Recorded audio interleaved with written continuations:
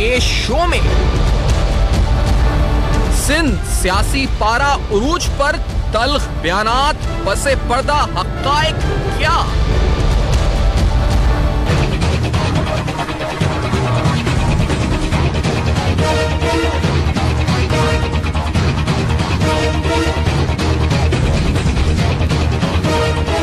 मुत्तहिदा peoples party सियासी महाजराई, क्या इंतखाबी मौसम का आगाज? गवर्नेंस, तर्ज सियासत और तर्ज हुक्मरानी पर उठते सवालात।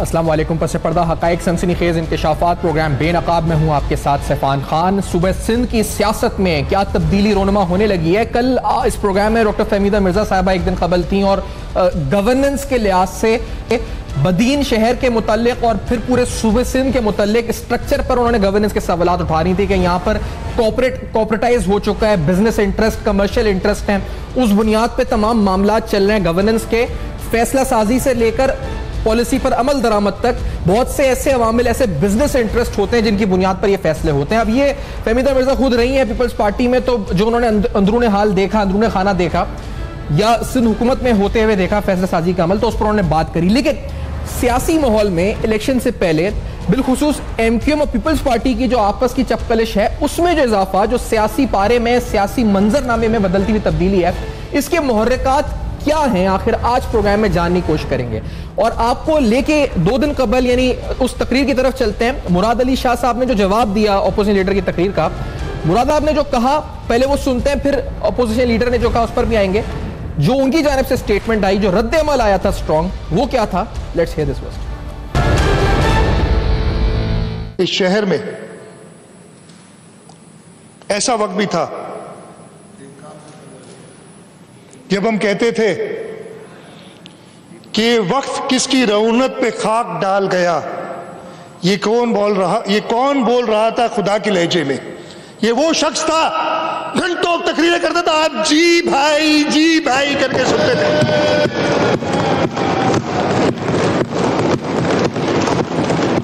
जब उसको और अल्लाह ताला ने कहा था ना, कल बड़ी बातें की थी, उस धरती को अपनी माँ कहते हैं, उस माँ को अपना तो कहें, उसकी कल भी मैं कंडेम करता हूं। जो कल लीडर ऑफ द ऑपोजिशन ने एक पर्ची बताई थी, 1962 की थी, कब की थी, कि ये अलग सूबा, मैं कंडेम करता हूं, मैं लानत भेजता हूं अलग सूबे बात करने वालों को।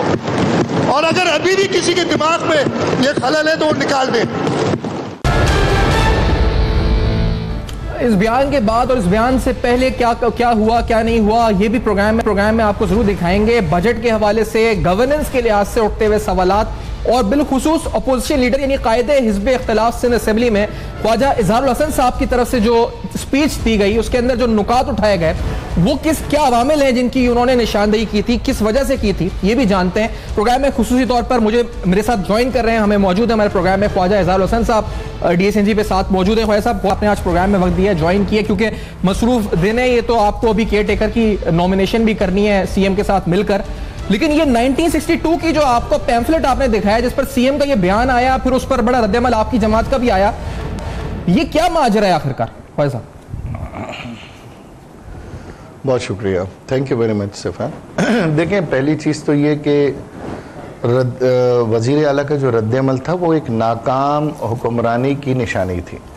एज ए नाकाम हुक्मरान उन्होंने एक रद्द-ए-अमल दिया जो जज्बात से भरपूर था। और मैं आपको आज एक बात बड़े वसूख से कह रहा हूँ, और मैं पीपल्स पार्टी के वज़ीर आला समेत तमाम वज़रा को आपके तवस्सुस से ये चैलेंज करता हूँ कि वो अपने 10 साल की कारकर्दगी और अपने बजट पर मुझसे मुनाज़रा करें।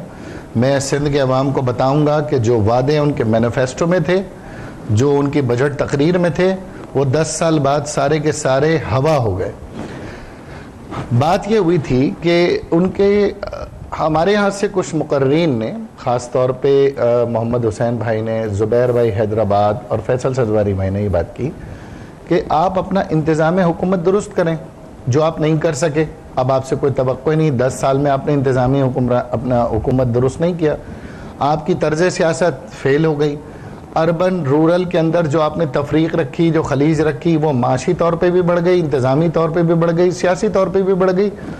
अब ऐसी सूरत हाल में लोग क्या मुतालबा करें, क्योंकि हर दफ़ा जीत कर आपने आ जाना है कि जी हमारी अक्सरियत है, और 2 टेन्योर में आपकी अक्सरियत ने थर में मरने वाले बच्चों की तादाद कम नहीं की, गंदम में रेत मिलने को आपने कम नहीं की, बारदाना के इशू नहीं कम किए, शुगर मिलों के इशू नहीं कम किए, किसान रुलता रहा, हारी रुलता रहा, गरीब आदमी रुलता रहा, शहर में शहरी पिसता रहा, वुज़रा अमीर से अमीर तर होते गए और सिंधी गरीब से गरीब तर होता गया। हमारी बात तो खैर छोड़े।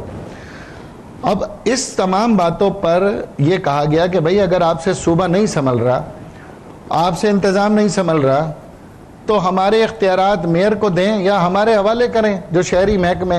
नहीं कर सकते तो फिर इंतज़ामी यूनिट की बात हो रही है, और इंतज़ामी यूनिट की बात के ऊपर मैंने उन्हें पम्फलेट दिखाया।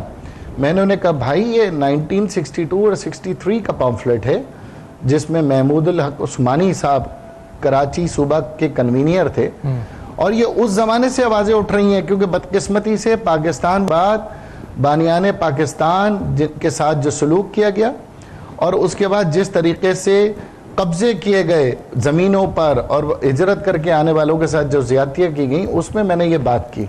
और ये बात मैं बड़ी दलील, वसूख और यकीन से कह रहा हूँ कि MKM ने ताहाल बाकायदा तौर पर ना सूबे का मुतालबा किया, ना सूबे की तहरीक चलाई। हाँ, ये पूरे यकीन से कह रहा हूँ कि हमारे वोटर्स, वर्कर्स, सपोर्टर्स, शहरी सिंध के लोग वो ये बात पे कायल हो चुके हैं कि ये बार बार हुकूमत में आएंगे, बार बार तबाही करेंगे, इसलिए इंतज़ामी तौर पर पूरे पाकिस्तान में सिंध समेत इंतज़ामी यूनिट होने चाहिए।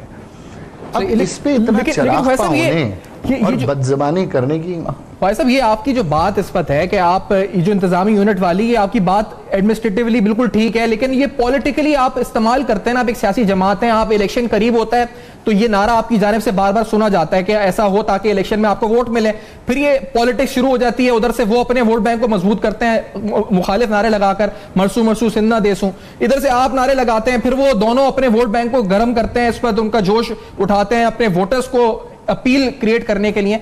तो ये सब तो हो रहा है ना भाई साहब, इसमें कोई सीरियस तो नहीं है ना, ये दिस इज ऑल पॉलिटिक्स, यही हो रहा है ना। देखें, सियासत ही पाकिस्तान के अंदर एक तर्ज हुक्मरानी का मॉडल है, और सियासत में यकीनन हम अपने मतलब और अपने वोटर की मंशा और उनकी फलाह की बात करेंगे, ठीक है ना। अब वो चाहे उसको कोई पॉलिटिकल स्लोगन ले। मैं आपसे बात करना चाहता हूँ, सूबों की बात करना तकसीम नहीं है। तकसीम थी 1971 में, पाकिस्तान को 2 लख्त करना वो तकसीम थी। सूबे तो हमारी ज़रूरत हैं। 1947 में अगर 6 करोड़ 7 करोड़ का पाकिस्तान था, तो आज एक सूबों की आबादी इतनी है। और आखिरकार पंजाब में पीपल्स पार्टी किस बुनियाद के ऊपर वहाँ जनूबी पंजाब सूबे की बात कर रही है? क्या ये सूबा, मैं तो खैर पाकिस्तान को अपनी माँ समझता हूँ, मदरलैंड एक होती है, provinces are not the motherland, provinces are the provinces are the part of the motherland. तो मेरी मदरलैंड तो 1971 में तकसीम हुई, उसमें कौन कौन लोग मुलव्वस थे दुनिया को पता है, कौन कौन लोगों की अकरबा परवरी मतलकुल अनानियत थी दुनिया जानती है। लेकिन जनूबी पंजाब भी तो आखिर पंजाब सूबा भी तो किसी की कोई उसको भी तो अब माँ कहता होगा, वहाँ पर आप कहते हैं हाँ जी सूबा बनना चाहिए। भाई क्यों बनना चाहिए? मैं पूछ रहा हूँ जनूबी पंजाब में क्यों सूबा बनना चाहिए? मैं बहस करता हूँ पंजाब में क्या मसला है कि जनूबी, क्या आप दलील देते? वहाँ के लोग डिप्राइव्ड हैं, वहाँ की गवर्नमेंट सिर्फ लाहौर और गर्दोनवाब पे तवज्जो देती है, मुल्तान समेत जनूबी पंजाब में हमने तरक्याती काम नहीं किए, वहाँ पे आम आदमी डिप्राइव्ड है। यही बात करते हैं ना, यही बात मैं सिंध में करता हूँ। प्रॉब्लम कहाँ है? तो हमारे वोटर सपोर्टर्स को जिस लबो लहजे में, गैर पार्लिमानी लफ्ज़ में, और मैं समझता हूँ कि जज्बात में, शिद्दत जज्बात में रहकर जिस तरह से इन्होंने अल्फाज इस्तेमाल किए, आज मैंने उसकी मजम्मत की है। मैंने आज उसे हज़फ करने का मुतालबा किया, और आज हम चीफ मिनिस्टर का इंतज़ार करते रहे। कल भी इजलास है, कल भी इनका इंतज़ार करेंगे। इस बात का जवाब लिए बगैर असम्बली से हम भी नहीं जाएंगे। हमारे सियासी हालात अगर कशीदा हैं और उसमें कहीं कमज़ोरी किसी को नज़र आ रही है, तो इसका ये मतलब नहीं है कि हम अपने मौक़िफ़ से पीछे हटेंगे।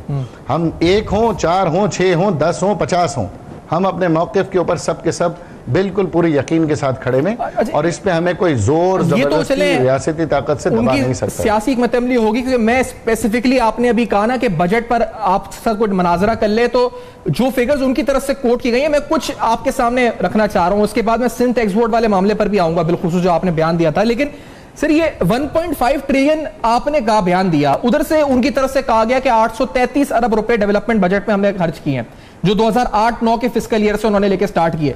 तो ये 1.5 ट्रिलियन की जो फिगर आप दे रहे हैं और उधर से 833 अरब की फिगर आ रही है, तो ख्वाजा साहब इसमें दुरुस्त कौन है? आप दोनों गलत बता रहे हैं या दोनों सही हैं या क्या है मामला?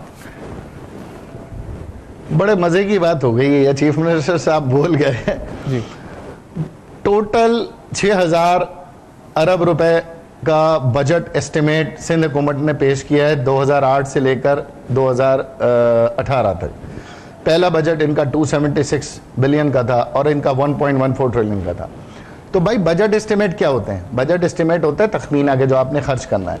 1500 अरब रुपए के आपने डेवलपमेंट के बजट एस्टिमेट किए। आपने कभी कौम को बताया कि हम इतने पैसे नहीं खर्च कर सके?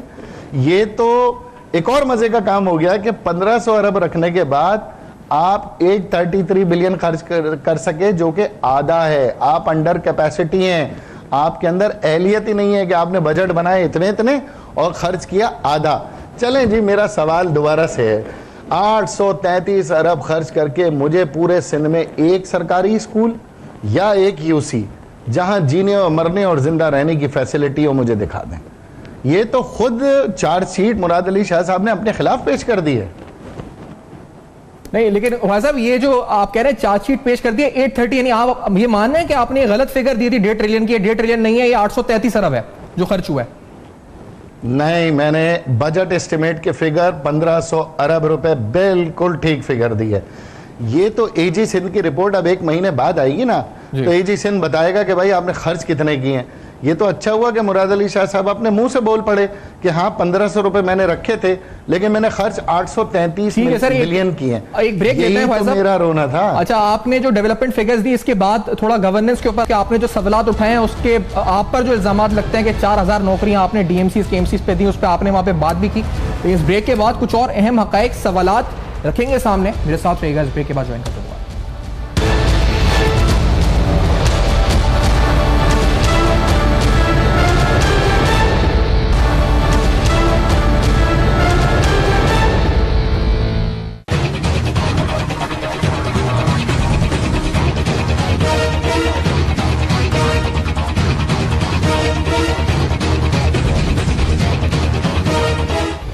Welcome back. आप देख रहे हैं बेनकाब। बेनकाब में अहम तरीन सवालात सुबह सिंध की सियासत से मुताल्लिक और गवर्नेंस, तर्ज सियासत और मुस्तकबिल के मंजरनामे की जो मंजर कशी है, जो भी आगे नजर आता है, इस पर सवाल उठा रहे हैं। और leader of opposition in Sindh assembly Khwaja Izharul Hasan हमारे साथ प्रोग्राम में मौजूद हैं। ख्वाजा इजहारुल हसन साहब की जो तकरीर थी, उसके अंदर जो चंद पार्ट्स हैं, जैसे सिंध टैक्स पर उन्होंने एक बात करी थी, और वो क्या बात थी, जरा ये सुनते हैं। किताबें छापने से दिलचस्पी है और छाप कर 13 रुपए किलो कबाड़ी में बेचने की भी दिलचस्पी है। सिंध टेक्स्ट बुक बोर्ड की किताबें रेड़े पे मिल रही हैं 13 रुपए किलो, नई किताबें।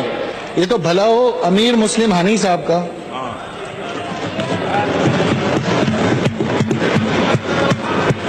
अमीर मुस्लिम हानी साहब जब से आए हैं, जब से तो कुछ हमें लग रहा है कि कुछ रिलीफ मिल जाएगा। लाड़काना के लोगों को भी मिलेगा, कराची के लोगों को भी मिलेगा। पीपल्स पार्टी और पीपल्स पार्टी के वर्कर पे नफरत का दर्द नहीं दिया हमने, ना हम देंगे। हम तर्ज हुक्मरानी के खिलाफ हैं, हम आपकी तर्ज सियासत के खिलाफ हैं, हम आपकी गवर्नेंस के खिलाफ हैं।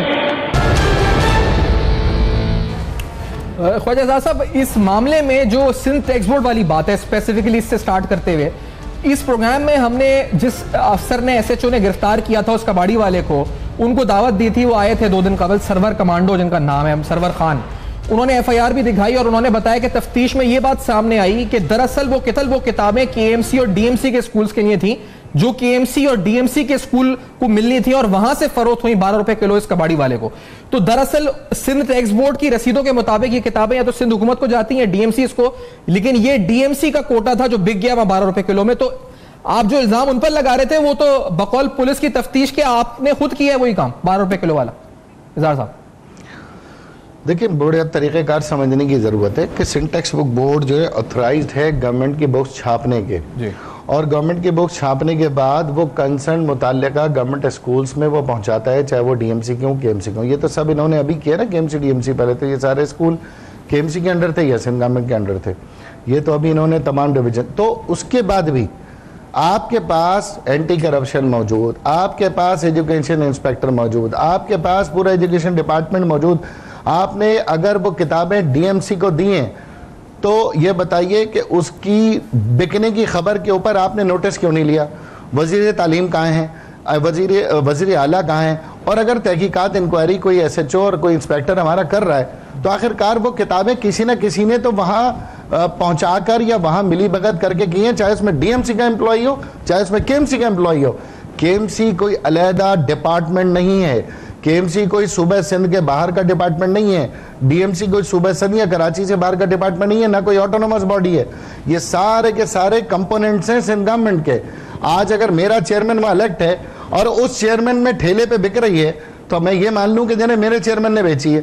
आप क्या कर रहे थे? छाप आप रहे, और हर साल वो जो किताबें बच्चों को 2-2 महीने ताखीर से मिलती हैं, माँ बाप के जूते टूट जाते हैं, एड़ियां उनकी दुख जाती हैं। अभी आ रहा है ना नया सेशन, आप ही मौजूद होंगे, आप ही दिखाएंगे कि सिंध टेक्स्ट बुक बोर्ड की किताबें कितने मिलियंस और बिलियंस में छपी हैं और मार्केट में कितनी में आई हैं, और पेरेंट्स को कितने अरसे बाद ये जो बात है आपकी आज पकड़ा गया, इस बात ये तो बहुत बड़ा स्कैम है, बहुत बड़ा स्कैम है। एफआईआर में आप बिल्कुल सही कह रहे हैं, बड़ा स्कैम है। 480 की दफा उन्होंने दर्ज करी और एफआईआर में दिखा रहा हूं, उन्होंने कहा जी कि मामला एंटी करप्शन को भेज दिया सिंध पुलिस ने आगे, तो एंटी करप्शन को पुलिस ने आगे केस फॉरवर्ड किया है। और जो पुलिस वाले हैं वो कह रहे हैं कि इसमें तो मेयर तक की अगर मिलाई जाए डोरे तो मिल जाएंगी, क्योंकि डीएमसी का मामला है ये पुलिस वाले का बयान मैं कोट कर रहा हूं आपके सामने। अरे भाई, तो सर ये वो सिंध गवर्नमेंट का नाम ही नहीं ले रहे, वो तो आप लोगों का नाम ले रहे हैं कि आप लोग कर रहे हैं सारा काम किताबें बेचने वाला।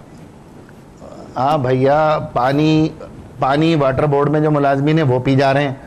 कचरा जो है ना 10 साल के एडमिनिस्ट्रेटरों ने नहीं उठाया, वो वसीम अख्तर साहब कचरा नहीं उठा रहे, डीएमसी नहीं उठा रहे। पुरानी भर्तियां जो उन्होंने केएमसी डीएमसी में की हैं, मैं आपको बताऊं इनके जिले योदेदारों की भर्तियां केएमसी डीएमसी में अभी हम भी निकालना शुरू करते हैं, तो वो जो है ना उनकी तनख्वाह हमने देनी है, पेंडिंग पेंशन हमने देनी है, वो मेयर के खाते में। तरक्की और तामीर भी मेयर ने करनी है क्योंकि आपने 10 साल में नहीं की। सेवरेज सिस्टम भी मेयर ने दुरुस्त करना क्योंकि वाटर बोर्ड के पास पैसे नहीं है, वाटर बोर्ड लोकल कम। इल्जाम लगाने के लिए तो 36 इल्जाम है, लेकिन इख्तियार देने की जब बात करें ना तो फिर मेरे सामने बात करें। बुलाएं आप इनको, बोले मेयर के ऊपर तो हर इल्जाम लगाना बहुत आसान है। इस पूरे शहर का 34% मेयर है। अब आप बताएं, ये जो लियाकताबाद टंकी ग्राउंड गए थे, इनसे पूछे इस टंकी ग्राउंड में पिछले 10 साल से काम सिंध गवर्नमेंट इसलिए नहीं किया कि ये फेडरल कैपिटल टेरिटरी है, ये फेडरल कैपिटल एरिया है। जब कराची दारुल हुकूमत होता था तो उस जमाने में फेडरल गवर्नमेंट ने फ्लैट बनाए थे।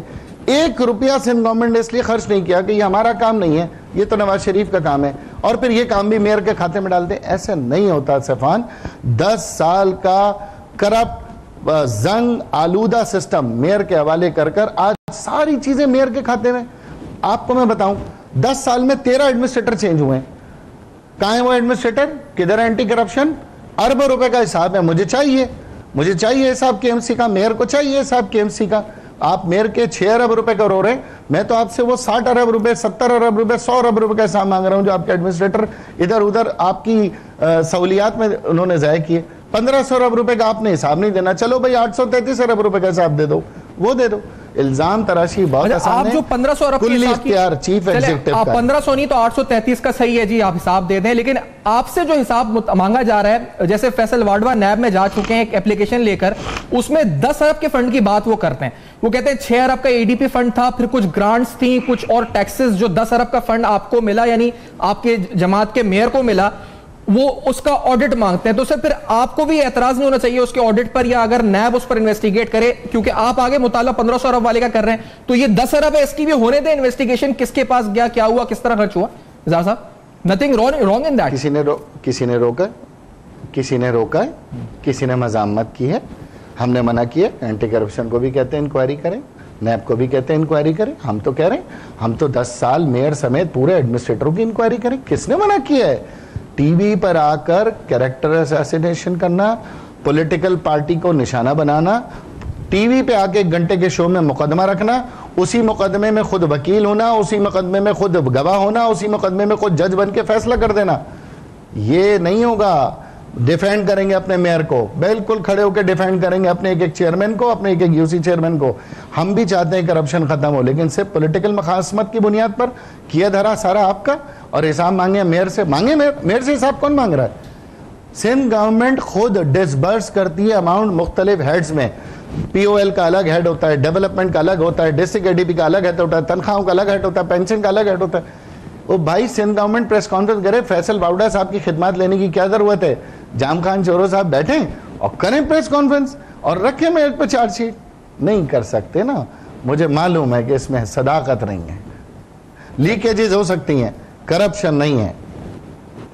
लेकिन इजाज साहब, अब ये जो पूरा मामला है, क्योंकि हम इलेक्शन की तरफ बढ़ रहे हैं, तो ये नारे आपके मुखालिफ आपके खिलाफ, आप दूसरों के खिलाफ, इसका हासिल उसूल तो इजाज़त साहब कुछ नहीं है। तो इलेक्शन की सियासत है, और आप समझते नहीं कि ये तो ना कोई आपका हिसाब हो सकेगा, ना जो आप 1500 रुपए का हिसाब की बात कर रहे हैं, ये भी सिर्फ बातें रह जाएंगी, और ना 1 रुपए का भी नहीं हिसाब मिलना हमें कि क्या हुआ, किस तरह हुआ, क्योंकि ये बस इलेक्शन की सियासत है। आप भी भूल जाएंगे वोट लेकर और दूसरे भी भूल जाएंगे। इलेक्शन में आप बताएं, मैंने अपने नारे लगाने हैं या पीपल्स पार्टी के नारे लगाने हैं? एक तो सियासत में नारे अलग-अलग लगते हैं सफान। मेरा वोटर, मेरा सपोर्टर, वो मुझे देखना चाहता है, वो मेरे नाम को, मेरे निशान को देखना चाहता है। मैंने अपने नारों के साथ जाना है, और लाजमी सी बात है, मैंने वहाँ जाकर क्या कहना है, मुझे बताइए, मैं क्या कहूँ? मैं वहाँ जाके ये कहूँ कि पूरे कराची में माशाअल्लाह कचरा उठाकर साफ सुथरा करके मेयर को चाबी दी है कि ले जी हमने साफ कर दिया, अब आप ले लें। यानी 10 साल का कचरा बगैर उठाए मेयर। फिर सॉलिड वेस्ट मैनेजमेंट बोर्ड में पसे पर्दा किसका फायदा है? जो कचरा 400 रुपए में उठ रहा हो, वो कचरा $30 में उठने की बात हो रही हो, मैं सवाल ना करूं? कराची से जब कचरा उठे तो वो कचरा डिस्पोजल पॉइंट पर जाए, फिर वहां पर इन्होंने एक पूरी ADP स्कीम में 2 स्कीमें रखी हैं। बायोगैस बनाना है इन्होंने, कचरे से एनर्जी बनानी है, उस स्कीम में 1 रुपया रिलीज ना हो, ये मैं सवाल ना करूं? सेवरेज सिस्टम पूरा वाटर बोर्ड के बाद है, लोकल गवर्नमेंट उसका चेयरमैन है, और मेयर और मेरी गलियों में गटर बह रहे हैं, गंदे पानी के जोड़ है मेरी कंस्टिट्यूएंसी में कराची समेत, और पीने का पानी नहीं है। मैं सवाल ना उठाऊं? मैं क्या करूं, मुझे बताएं। मैं मेयर को लेके पूरा कराची घूमता हूं, घूम रहा है वो, आज भी रात 11 बजे, अभी 11 बजे रात को वो लांडी में रोड कारपेटिंग कर रहा होगा, वो नुमाइशी चाय पराठे खाकर या बच्चों के साथ क्रिकेट मैच खेल के अपनी रेटिंग नहीं बना रहा, वो हर रोज कराची के लोगों को अपने पैसे का हिसाब दे रहा है। आपने 3 सड़कें बनाई हैं, 7 अरब रुपए का पिछले साल काम किया, 3.5 अरब रुपए 2016 में, 3.5 अरब 2017 में। इस बार भी कराची का बजट उठा के देखें, 7 अरब रुपए रखे हैं सड़कों पर, रखे हैं सड़कों पर। वर्क्स एंड सर्विसेज का डिपार्टमेंट, उसकी कारकर्दगी 18% है। सिंध में जितने रोड बन रहे हैं 2002, 2003, 2004, 2005 के रोड आज भी मुकम्मल नहीं हुए। मैं किससे पूछूं? वर्क एंड सर्विसेज ने पूरे सिंध में रोड क्यों नहीं बनाए?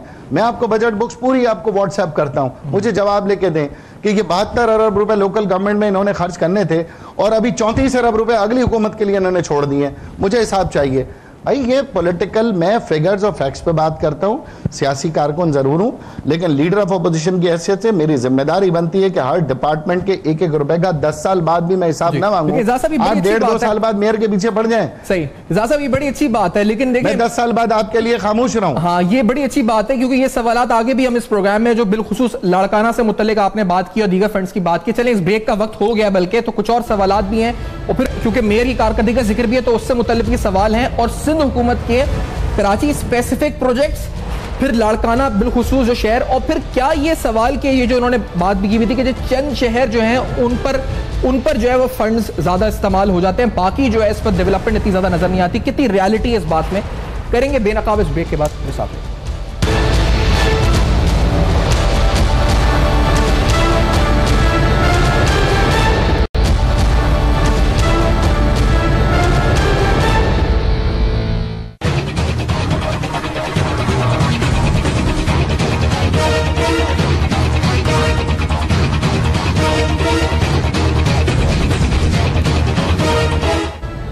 Welcome back. आप देख रहे हैं बेनकाब, और एक बड़ा अहम सवाल अब उठ चुका है। वो सवाल ये है जी कि ये फंड्स जो 1.5 ट्रिलियन या चले जी 1.5 नहीं 833 बिलियन बकौल सीएम सिंध के हैं, जो डेवलपमेंट पर खर्च हुए सुबह सिंध में पिछले 5 साल या पिछले 5-6 साल के जो आप फिस्कल ईयर्स के दौरान हुए, या आप 10 साल के फंड्स भी ले लें, अगर ये यूटिलाइज ही नहीं हुए पूरे, या फिर ये इनकी कैपेसिटी जितना एलोकेट हुआ उतना स्पेंड नहीं हुआ, और अगर जो स्पेंड हुआ वो पैसा गया किधर, सवाल ये इंपॉर्टेंट आ जाता है यहां पर कि आया वो पैसा किधर गया। मैं इसलिए सवाल उठा रहा हूं क्योंकि डॉक्टर फहमीदा मिर्जा यहां पर कुछ दिन कबल ये कह रही थी कि ये कॉर्पोरेट इंटरेस्ट हैं, कुछ फैसले करवाते हैं, कुछ बिजनेसमैन हैं, नाम भी ले रही थी, मैं नाम नहीं ले रहा किसी का, लेकिन क्या ये बहुत गहरा सवाल है, क्योंकि यही बात आज ऑपोजिशन लीडर सिंध असेंबली में कायदे हिज़्ब इख्तिलाफ भी उठा रहे हैं। तो इज़हार साहब ये फंड्स किधर गए, यानी मैं कितने थे तो चले छोड़ दें, ये अगर 833 बिलियन भी थे तो वे डिड दे वेंट, किधर गए ये सारा पैसा?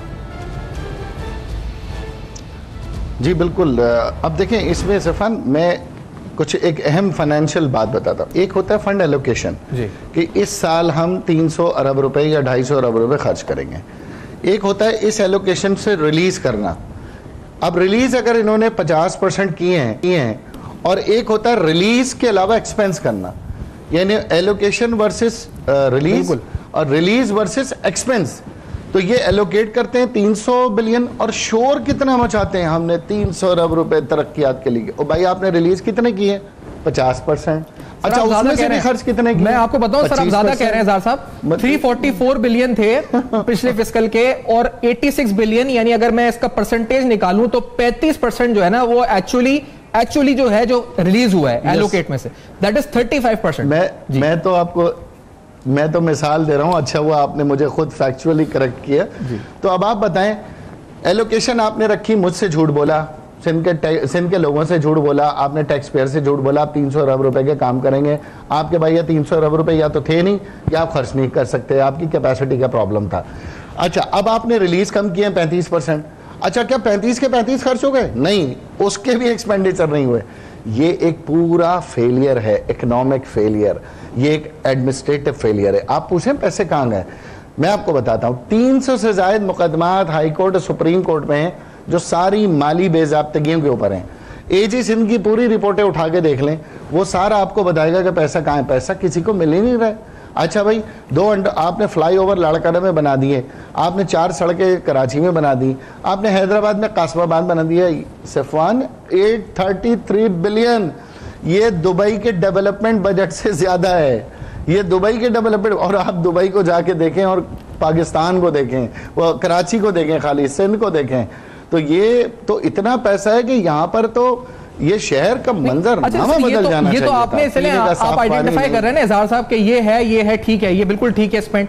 ये गया का सवाल तो आप कह रहे हैं मुकदमात 300 चल रहे हैं सिंध हाई कोर्ट में करप्शन के, तो ये या नैब केसेस, ये मतलब आप एक तरह से ये अकाउंटेबिलिटी ड्राइव की तरफ इसको निशानदेही कर रहे हैं, ये पैसा जेबों में चला गया, ये कह रहे हैं। देखें ये मेल फंक्शनिंग और मिस एप्रोप्रिएशन और करप्शन, ये तीनों हेड्स में गया है, ये बिल्कुल हेड में गया है। लास्ट ईयर मैं आपको बताऊं, सीएम साहब अपनी तकरीर में कह रहे थे कि मैंने हसन स्क्वायर से नीपा चौरंगी का रोड जो है 80 करोड़ में बनाया। मैंने बजट बुक उठाई जो उनकी तकरीर से बिल्कुल कॉन्ट्राडिक्ट थी। बजट बुक में लिखा हुआ 1.4 बिलियन। मैंने कहा सीएम साहब आप कह रहे हैं 80 करोड़, बजट बुक में तो 60 करोड़ और भी खर्च हो गए। फिर मैंने अप्रूवल डेट बताई, मई 15 की अप्रूवल डेट है। आपको पता है बजट पेश हुआ जून में, सीएम साहब कह रहे हैं रोड बन गया। मैंने कहा 15 मई को अप्रूव हुआ, 14 दिन इसके टेंडर के होते हैं, सेपरा के होते हैं, आप कह रहे हैं रोड बन गया। तो इसका मतलब है अप्रूवल से, टेंडर से पहले ये कॉन्ट्रैक्ट अवार्ड हुआ है। तो फिर जो 80 करोड़ रुपए इनकी सीएम की लास्ट ईयर की स्पीच है, मैं आपको व्हाट्सएप करता हूं, और लास्ट ईयर का एनुअल डेवलपमेंट जो एडीपी की बुक है प्रोग्राम, उसमें वो 1.4 बिलियन है। ये इस तरीके से अगर 80 करोड़ 60 करोड़ एक स्कीम के ऊपर, फिर आरओ प्लांट्स हैं, सैकड़ों आरओ प्लांट हैं, आप बता दें कितने चल रहे हैं कराची में, एक आरओ प्लांट के ऊपर करोड़ों रुपए खर्च हुए हैं। ये सारे हर साल डिप्टी कमिश्नर्स को 20 लाख रुपए दिए जाते हैं, गाड़ी के 20 लाख रुपए जाते हैं अपने ऑफिस की रेनोवेशन के। ये बताइए कि हर साल डीसी ऑफिस पे क्या मिसाइल हमले हो जाते हैं, कि या हर साल उसमें फर्नीचर चाहिए और वो जो हर साल नई गाड़ी चाहिए। भाई आपने पूरी ब्यूरोक्रेसी को अपने समेत पैसा बांटना शुरू किया है। लास्ट ईयर की ग्रांट थी 41 करोड़ की, इस साल की ग्रांट है 72 करोड़ की। अच्छा, इसमें ज्यादा जो अंदोनाक जो पहलू है ना वो हेल्थ और एजुकेशन वाला है, क्योंकि उसमें जो एक्चुअल स्पेंड हुआ है वो 21 बिलियन एजुकेशन में और 15 अरब हेल्थ में, जो 15% और 21% गालिबन बनता है अगर कैलकुलेट किया जाए परसेंटेज वाइज जो एक्चुअल एलोकेट हुआ उसका। लेकिन आप जो बार बार व्हाट्सएप की बात करते हैं ना एजाज साहब, तो मसला ये भी है, क्योंकि आप जब उनकी बात करें तो मैं आपका भी सवाल जरूर पूछूं कि आपके जैसे डीएमसी सेंटर है तो वहां का वाइस चेयरमैन व्हाट्सएप करता है डीएमसी सेंटर चेयरमैन के बारे में कि ये देखो ये कर रहा है, और डीएमसी चेयरमैन के जो लोग हैं वो आपके वाइस चेयरमैन के बारे में बताते हैं कि ये इसके फ्रंट मैन है, वो ये कर रहे होते हैं। तो सर व्हाट्सएप तो हमें चारों तरफ से आ रहे होते हैं, आपके अपने लोग अपने लोगों के बारे में कर रहे होते हैं कि ऊपर वाला ये कर रहा है, नीचे वाला ये कर रहा है। तो सर ये भी तो हो रहा है ना इजहार साहब, इस पर कौन निशानदेही करेगा? अच्छा, ये मैं इस बात का मैंने आपकी बात से नोटिस भी ले लिया है, मैंने इस बात को नोट भी कर लिया है। मैं आपको किसी की शिकायत व्हाट्सएप नहीं करूंगा। मैं सिंध गवर्नमेंट की प्रिंटिंग बुक्स हैं जो उन्होंने छापी हैं, इसमें मेरा कोई फिगर नहीं होगा। उनकी एनुअल डेवलपमेंट प्रोग्राम, उनकी बजट स्पीचेस, उनकी स्कीम्स, मैं आपको वो व्हाट्सएप करूंगा जो गवर्नमेंट ऑफ सिंध की ऑथेंटिकेट बुक्स हैं। ये जो आप बात कर रहे हैं ये कहीं पर्सनल एजेंडा शिकायत हैं, और ये जो व्हाट्सएप आ रहे हैं चेयरमैन वाइस चेयरमैन, अच्छा इस तरह तो पूरी जगह पर हर जगह कहीं ना कहीं ज़हनी हमांगी नहीं है, लोग फ्रस्ट्रेट होकर एक दूसरे की शिकायतें कर रहे हैं। लेकिन ये बात बड़ी नोट करने वाली है कि वाइस चेयरमैन डीएमसी या चेयरमैन डीएमसी पार्टी के बजाय मीडिया को अगर व्हाट्सएप कर रहे हैं तो मैं I am taking very seriously. बाज दफा तो देखिए डायरेक्टली और बाज दफा इनडायरेक्ट सोर्सेस से, लेकिन मकसद बताने का ये है कि आपकी अपनी जमात के लोग ही आपका जो इस वक्त भांडा फोड़ रहे हैं अगर रोड पे खड़े होकर चौराहे पर कि वो यूं करप्शन कर रहा है वो कर रहा है, तो फिर आप दूसरे पर जब तनकीद करेंगे ना तो लोग कहेंगे जी कि अपना कॉलर अपना भी तो देखेंगे, आपके तो अपने लोग अपने आप लोगों के बारे में ये बता रहे हैं कि ये हो रहा है वो हो रहा है, तो क्या होगा आगे? अच्छा जी, आप नोटिस लेंगे इस पे? मैंने अगर 3 घंटे तकरीर की है रमज़ान में नॉन स्टॉप, तो सैफान मैंने 8 घंटे वज़रा को सुना भी है, मैंने 2.5 घंटे चीफ मिनिस्टर को सुना है, मैंने वज़ीर आला साबिक़ वज़ीर आला सिंध को सुना है, वज़ीर बल्दियात को सुना है, work services PND Saeed Ghani सबकी तनकीद बर्दाश्त की है। मुझे मालूम है मैं एक सियासी वर्कर हूँ, मुझे तनकीद बर्दाश्त करनी है। कोई आइडियल सिचुएशन हमारे पास भी नहीं है, यकीनन सिस्टम पूरा का पूरा करप्ट है, कोलैप्स है। 10 साल यही बद इंतज़ामी चलती रही है जिसके ऊपर आज चेयरमैन और वाइस चेयरमैन आकर बैठ गए, तो लाजमी सी बात है बहुत सारे लोगों ने कॉम्प्रोमाइज़ किया होगा। मैं आपकी बात को कतई एज ए MQM के जिम्मेदार के आपको नहीं झुटलाऊंगा, ना ही मैं आपको कहूँगा कि आप मेरी तारीफ़ों के गुण गाएं। लेकिन मैंने आपसे मेयर के लिए भी कहा लीकेजेस हो सकती हैं, बिल्कुल हो सकती हैं। मुझे पता है कॉन्ट्रैक्ट्स में कमीशन मौजूद हैं, मुझे पता है बहुत सारे मामला डिस्ट्रिक्ट वेस्ट के अंदर हैं जहां अभी तक एडमिनिस्ट्रेटर नहीं आया जिसमें आपने ही रिपोर्ट्स की। लेकिन जितना बड़ा जिम्मेदार है उतनी बड़ी अकाउंटेबिलिटी, उतनी बड़ी सजा। अगर यूसी चेयरमैन 25 लाख रुपए के अंदर प्रॉब्लम कर रहा है तो उसे 25 लाख और यूसी चेयरमैन के लेवल की सजा भी मिलेगी, मिलनी चाहिए। लेकिन अगर मेयर और मेयर के बाद चीफ मिनिस्टर और चीफ मिनिस्टर और उसके बाद वज़रा और माशाल्लाह वजीर फौज जफर मौज, तो क्या उनकी अकाउंटेबिलिटी उस लेवल पे नहीं होनी चाहिए? 25 लाख में और 300 अरब रुपए में या 1500 अरब रुपए में कोई फर्क नहीं है। तो मैं ये समझता हूँ, ठीक है एजाज साहब, ये वजह बात है, ये चले मैं आपकी बात पे ये बात आई। लेकिन एजाज साहब ये वाली बात कि अब यहां से, क्योंकि आपकी ये तो पहले बताएं कि आज आपकी मुलाकात हुई है इस केयरटेकर के हवाले से, नहीं हुई है या होनी है, कल होनी है, आज होनी है, कब होनी है? क्योंकि पहले 22 मई था, फिर क्या आप कब है आपकी मुलाकात? कल असल में हमें इफ्तार में जाना था और गैर रस्मी मेरी चीफ मिनिस्टर साहब से मुलाकात होनी थी। मैं आप लोगों से छुपाता नहीं हूँ मीडिया से, लेकिन जाहिर है जो उन्होंने लानत वाले अल्फाज कहे थे उस पर हमारा पब्लिक सेंटिमेंट और पार्टी का फैसला था कि हम उनकी इफ्तार पार्टी अटेंड नहीं करेंगे एहतजाजन। आज उनको वज़ीर आला साहब को तशरीफ़ लाना था, आज शायद मेरी सिंध असेंबली में बात होती, लेकिन आज भी वो तशरीफ़ नहीं लाए। टाइम हमारे पास कम है, 28 तारीख हमारे पास लास्ट डेट है, और अगर ये मामला हमारा खुश असलूबी से तय हो जाता है और ECP नहीं जाता तो हम आपस में बैठ के एक दूसरे को कन्विंस करेंगे। लेकिन ताहाल मुझे वज़ीर आला सिंध की जानिब से कोई हतमी नाम मौसूल नहीं हुए। अच्छा, और आपके पास जो नाम है वो कौन से नाम है ख्वाजा साहब? हम 3 से 4 नामों पे इत्तेफाक किया है हमने, जिनमें से 2 नाम हमने गौस अली शाह साहब का नाम फंक्शनल के साथियों ने हमें दिया है, वो हमने पिच किया है।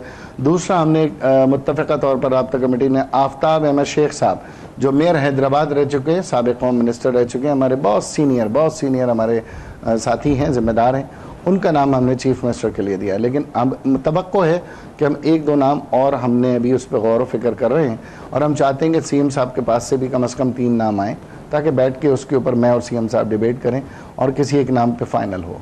सही। अच्छा, एक और इम्पोर्टेंट बात जो एजाज साहब हुई है कल, जो आपकी इन तकरीर से हमने देखी है, जो समझी, वो एनएफसी अवार्ड और फेडरल ट्रांसफर्स के हवाले से है। वो भी बड़ी इंपॉर्टेंट बात है क्योंकि इस प्रोग्राम में बात तो उसमें एलएनजी और गैस का भी जिक्र है, तो वो मामला जो है बड़ा इंपॉर्टेंट है क्योंकि यहां से शोर ये होता है, भले वो पानी का मसला हो, गैस का मसला हो या फंड्स का मसला हो, कि फंड्स हमें नहीं मिल रहे, और आप ये कह रहे हैं जी कि इनकी डील हुई है आपस में। अब ये जो खुफिया डील है, ये क्या नून लीग और पीपल्स पार्टी की डील है? इसका मतलब आप ये कह रहे हैं, और इसकी क्या वजह है आपके नजदीक, क्यों आप ये कह रहे हैं भाई साहब? मैं कायल हूं इस बात पर। जिस एनएफसी के लिए आप जीने मरने की बातें कर रहे हो, जिस एनएफसी के लिए आप करारदादें पास कर रहे हो, जिस एनएफसी के लिए आप इस्लामाबाद में सीसीआई की मीटिंग में, एनईसी की मीटिंग में हंगामे कर रहे हो, 2015 को वो एनएफसी अवार्ड नहीं हुआ, और आप 2016 का भी बजट खामोशी से पेश कर दिया, 2017 का भी पेश कर दिया, 2018 का भी पेश कर दिया। क्या कहूं इसे मैं सैफान? मैंने तो बहुत शोर किया प्रोविंशियल फाइनेंस कमीशन पे, मेयर ने बहुत शोर किया कि भाई प्रोविंशियल फाइनेंस कमीशन क्यों नहीं लाए तुम? 10 साल के अंदर तुम एक दफा प्रोविंशियल फाइनेंस कमीशन नहीं लाए। हम तो शोर कर रहे हैं, आप भी सुन रहे हैं हर तकरीर में, आज भी बात कर रहा हूं ना मैं। क्या आपने किसी टीवी शो में, किसी प्रेस कॉन्फ्रेंस में पीपल्स पार्टी की तरफ से एनएफसी के ऊपर, पीएमएलएन के ऊपर कोई जिम्मेदारी आयद करते हुए आपने देखा है? सेंसस हुआ, यही 5% वाला जो क्या कोई एहतजाज देखा है? जी, सेंसस पे जो 5% की बात हुई थी कि उसको दोबारा करना है, तो वो भी मामला अब ठंडा हो चुका है, खत्म हो चुका है, तो वो भी आप ये डील ही कहते हैं, उसको भी डील हुई है? मैं बिल्कुल डील क्यों ना कहूं, क्योंकि 1.5 करोड़ की आबादी कराची से कम हुई है। ये अगर 20,000 लोग लाड़काने से कम होते तो मैं देखता पीपल्स पार्टी कहां सुकून से बैठती। उन्होंने कहा चलो ठीक है, कराची की 1.5 करोड़ की आबादी कम हो गई है, हमारा कौन सा वोट बैंक है, एमकेएम का वोट बैंक है, एमकेएम का वोटर कम होगा, एमकेएम की आबादी कम होगी, कराची को कम पैसे देने पड़ेंगे, कराची की एलोकेशन कम होगी। आज भी कराची की जो एलोकेशन है वो 2,500 पर कैपिटा है, 2,500 पर कैपिटा पिछले 15 साल से चल रही है। कराची चैम्बर ऑफ कॉमर्स की आप वेबसाइट उठाकर देखें, इनको तो फायदा है कि यहाँ पे मेंबर कम होंगे, 1.5 करोड़ लोग कम हो गए, और वही एलोकेशन हुई वो 2,500 से 3,500 हो जाएगी, जिस तरह हमारे फॉरेन कर्जे पाकिस्तान के ऊपर हम कैलकुलेट करते हैं। तो ये मामला इतना सादा नहीं है। मैंने पूरी कन्विक्शन के साथ, सियासी तौर पर ये जिम्मेदारी के साथ मैंने इल्जाम लगाया। डिटेल में बात हुई है, अब आपसे जवाब चाहिए। ठीक है, आपका शुक्रिया अदा करते हुए प्रोग्राम में, क्योंकि आपने डिटेल के अंदर बवालात थे जो सुबह सिंध की सियासत से मुतल्लिक थे, गवर्नेंस से, सियासत से और मुस्तकबिल के मंजरनामे से मुतल्लिक थे, जिसमें उनके अपने ऊपर भी यानी एमकेएम के जो मामला थे वो भी डिस्कस हुए। फॉर फीडबैक हमारे आपका सामने फेसबुक, ईमेल और ट्विटर फ्लैश करेगा, इस पर हमें लिखिएगा फीडबैक जरूर। अपना बहुत ख्याल रखिएगा, देखते रहिएगा।